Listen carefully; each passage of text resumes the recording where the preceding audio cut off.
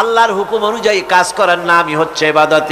ইয়াকা না'বুদু ওয়া ইয়াকা নাস্তাঈন। পড়েন সবাই, ইয়াকা না'বুদু ওয়া ইয়াকা নাস্তাঈন।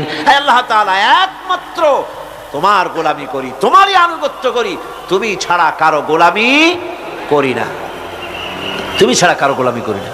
এখন দোকানদার নামাজের মধ্যে পড়লো ইয়াকা না'বুদু। ইয়াকা না'বুদু, না'বুদু শব্দটা হচ্ছে মুজারের সিগা। এটা এর মধ্যে দুইটা কাল পাওয়া যায়, বর্তমান আর ভবিষ্যৎ, দুটি কাল পাওয়া যায়। না'বুদু, না'বুদু এই শব্দ দিয়ে বোঝানো হচ্ছে কি, আয় আল্লাহ পাক এই নামাজের ভিতরে যেমন তোমার হুকুম পালন করে নামাজ আদায় করছে, যেমন নামাজের ভিতরে কিছু খাওয়া যায় না, বাইরে খাওয়া জায়েজ ছিল, নামাজ পড়ছি বলে খানাটা আমার জন্য হারাম হয়ে গেছে।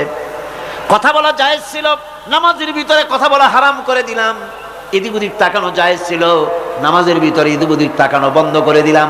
তার মানে আমার জন্য চিরস্থায়ী, সব সময়ের জন্য আমার জন্য হালাল করে দেওয়া জিনিসগুলি এই নামাজের ভিতরে অল্প সময়ের জন্য হারাম করে প্রমাণ করে দিলাম। মাবুদ গো, এই নামাজের পরে চিরস্থায়ী হারামগুলি এইভাবে আমার জন্য হারাম করে নেব।